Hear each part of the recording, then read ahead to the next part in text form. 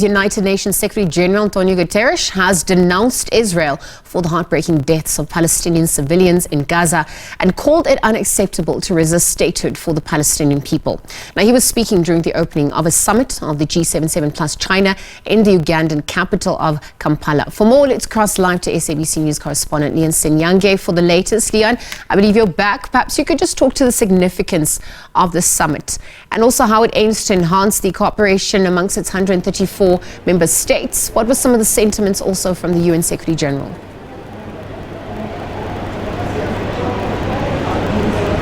Well, absolutely. 134 countries meeting here in Kampala, all about seeking that common interest in terms of the economic development and growth beyond just what they entirely need to pursue. But importantly here is that the countries of the global south are sounding that voice, they're sounding that bell, so they can be heard in terms of having a voice in the decision making, especially around the financial architecture of how things are going about, but then also the arrival at and critically things around development. The UN Secretary General hinted on the fact that many countries are being left behind in terms of attaining the 2030 Sustainable Development Goals. That, of course, still has a long way for many of the developing countries to attain.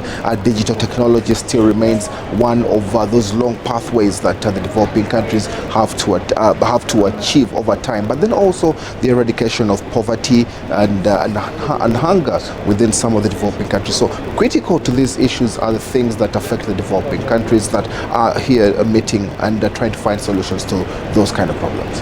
And thank you very much for speaking to that, and also just looking at what's set atop the agenda. Perhaps you could run through the program as well for those who've just tuned in.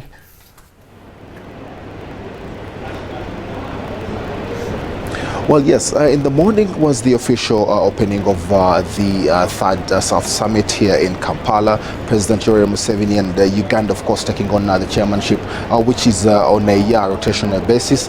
From Cuba, there in our presentations or remarks made by the UN Secretary General, the representative from China, and just as well Cuba, who are the outgoing chairs of this of the summit. Thereafter, the heads of state and government delegates went into the closed plenary session. They will be discussing critical issues, of course, pertaining to the global south and how much of the cooperation and how much further they can foster cooperation within the bloc itself. Climate change will also be an issue of discussion, but also the geopolitical issues could also be tabled therein, because quite well they affect many of the global south nations. So yes, that is what will happen through today, and also the sessions will continue through to Monday morning, and the declarations of the summit will be announced later on Monday evening.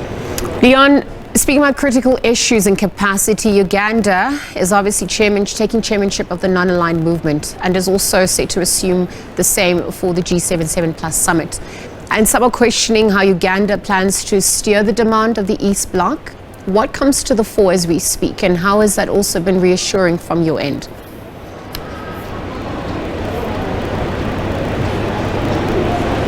Well, indeed, the timing itself comes with a big demand. It's the 60th anniversary of the bloc of the G77, so therein, of course, means there has to be work, a recount of what has been done over the past 6 decades, but just as much the challenges that are coming now with the period that has quite a lot in the international landscape. So for Uganda to guide the global south through the next 1 year or its tenure means a lot of work for the country, but that President Yoweri Museveni has said his country is entirely up to the task to that. He will require cooperation from all the members of the G77. China is insisting it will just as much help like it has always done in the past. So definitely there's a bit of confidence in this particular sphere, because even the fact that President Yoweri Museveni also assumed, and Uganda just as much assumed, the chairmanship of the non-aligned movement. So it's a collection of responsibility that the country and the leadership say